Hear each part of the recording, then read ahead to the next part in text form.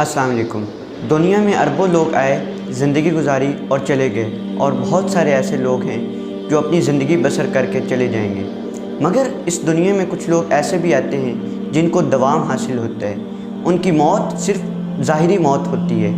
अगर कोई चीज़ दुनिया की आंखों से ओझल होती है तो उनका सिर्फ ज़ाहिरी मादा ओझल होता है, मगर उनकी मोहब्बत और उल्फत हज़ारों लोगों के दिलों में मौजूद रहती है।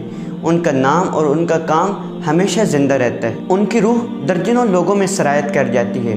करोड़ों में से सिर्फ चंद ही अशख़ास इस मर्तबे से क्यों सरफराज होते हैं?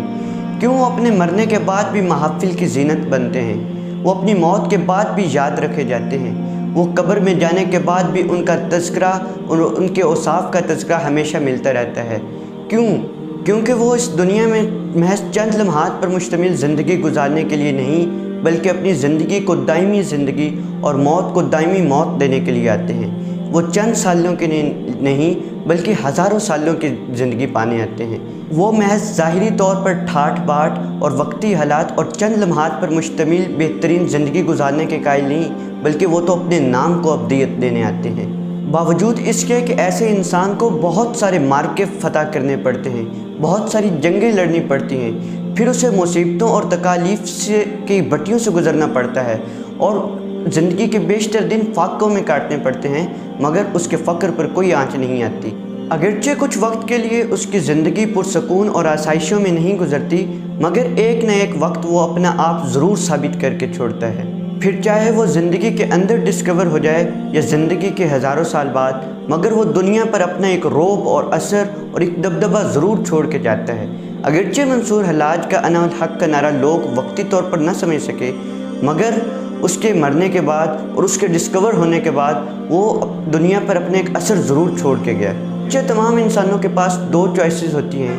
वो या तो लोगों की खुशी को अपनी मंजिल समझे और इस मंजिल को हासिल करके वाह वाह करा ले और ज़ाहिरी बुद्दोबाश के ज़रिए पुरसकून ज़िंदगी गुजार ले और फिर मर कर बस उसकी कहानी ख़त्म, और दूसरी तरफ वो मसाइब और मुश्किलात का सामना करके अमर हो जाता है।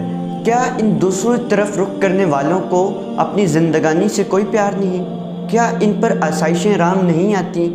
क्या इनको पुरसकून ज़िंदगी की ज़रूरत नहीं है? क्या इन पर सुकून से भरी ज़िंदगी हराम है? नहीं।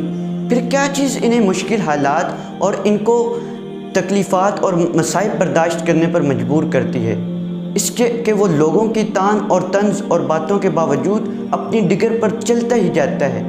इसके पीछे जो चीज़ कार फरमा होती है वो उनके अपने मकसद की पहचान होती है। जिन लोगों की ज़िंदगी मकसदियत से भरपूर होती है वही वो लोग हैं जो अमर हो जाते हैं और जिनको दवाम नसीब होता है, और यही वो चीज़ है जो डिस्कवर होने के बाद के लोगों पर अपना रौब जमाती है। जिस ज़िंदगी का कोई अज़म और कोई कसद ना हो, तो ऐसी बेमकसद और बेतासीर और बेढंगी गुजारने से तो बेहतर है कि इंसान डूब मरे और अपने वजूद पर शर्म महसूस करे कि जो ज़िंदगी इंसान चंद टके हासिल करने के लिए गुजार दे और अपने मकसद की पहचान और उसकी तलाश न कर सके।